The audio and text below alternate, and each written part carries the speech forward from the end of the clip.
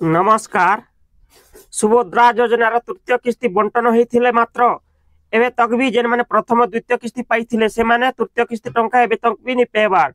जेन माने प्रथम रु आवेदन करथिले प्रथम द्वितीय तृतीय किस्ती 15,000 टंका देमु बोली कहितले सरकार सेटा भी 5,000 टंका से माने पैछन। और जेन माने जीवित होइगिर अछन भी से माने के मृत्यु घोषणा मृत्यु बोली से माने रिजेक्ट कर दिया हिचे। जेन माने हमर माँ भौणी माने से माने चाकरी करछन बोली सेने दर्शा जाइछे। सुभद्रा योजनार जेन दिन आरंभ है से दिन जनसेवा केन्द्र ई दुकान बैंक से बैंक जाई हरा नहीं जसन केते बेले कथाटा सठिक हिसाब नहीं हवार इछन गोटे कथा कहितले आछने गोटे कथा कहबे। सुभद्रा योजना जेन दिन आरंभ है केभे ओपीटी आउट गला केभे लिंक फेल होला बहुत प्रॉब्लम करी एबे तथापि जयपुर जेतेले टंका तृतीय नंबर किस्ती राखी पूर्णिमा अगस्त 9 तारिख जेतेले बांटे 1 कोटी टंका बंटन हला बोली कहले। प्रकृत 1 कोटी टंका बंटन हला तो गला के नाड़े बहुत लोग तो टंका नहीं पेबार। जेन माने प्रथम पैथिले द्वितीय तृतीय किस्ती सेटा भी नहीं पेबार। जेन माने 15,000 पेबार कथा 5,000 पैछन। जेन माने 10,000 पैसा छन 5,000 पेबार कथा सेटा भी टंका नहीं हबार। तो सरकारंकर तांकर कथा वार्ता टिके मेला निखे हबार। तो आपण माने केनता जानबे जे थरा आपण टंका पेबे कि नहीं।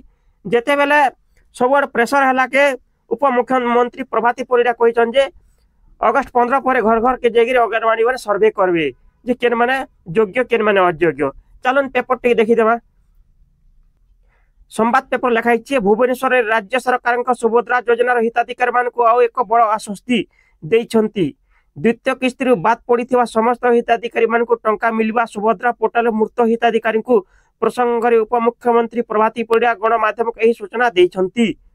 भवन ठारे दिव्यांग भौणी सह वार्तालाप कार्यक्रम में उपमुख्यमंत्री श्रीमती परिडा कहिसंती इक्वासी डाटा एंट्री त्रुटि जोगु केतेक जीवित हिताधिकारी को मृत दशा जाइछि। से मानक भूल रे मृत दशा जाइथिबार द्वितीय किस्ती पाई पारि नाहंती। एही समस्यार समाधान खूब शीघ्र करा जाई अगस्त 15 तारिख पर अंगनवाड़ी कर्मी माने गाँ को जाई सर्वे करिवे। Survey report portal grievance upload हेबा पर हिताधिकारी मानक द्वितीय किस्ती मिलवा प्रथम किस्ती पाइथिबा समस्त जीवित हिताधिकारी को द्वितीय किस्ती टंका पाइबा द्वितीय किस्ती पाइबा चिंता करिवार किछि नहीं। उपमुख्यमंत्री श्री प्रभाती परिडा आज अपराह्न 4टा समय मिशन शक्ति भवन ठारे दिव्यांग भौणी सह वार्तालाप करथिले। कार्यक्रम में प्रभाती परिडा विशिष्ट समाजसेवी स्मृति महापात्र समेत 25 जन दिव्यांग भौणी मान सह कथबार्ता करथिले।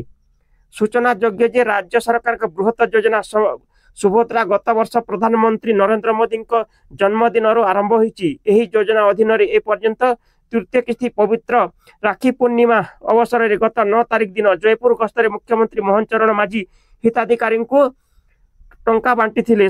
समग्र राज्य में कोटी रु अधिक हिताधिकारी तृतीय किस्ती टंका पाई। एही अवसर में आयोजित कार्यक्रम में 25 रु ऊर्ध्व सुभद्रा हिताधिकारी मानक मुख्यमंत्री श्री मोहन चरण माझी बांटी समस्त हिताधिकारी अकाउंट को टंका जाइथिला। एही कार्यक्रम में 2 उपमुख्यमंत्री कनक वर्धन सिंहदेव प्रभाती परिडा मंत्री नित्यानंद गंड सांसद बलभद्र बाची विधायक तारा प्रसाद बाहिनीपति प्रमुख उपस्थित थिले।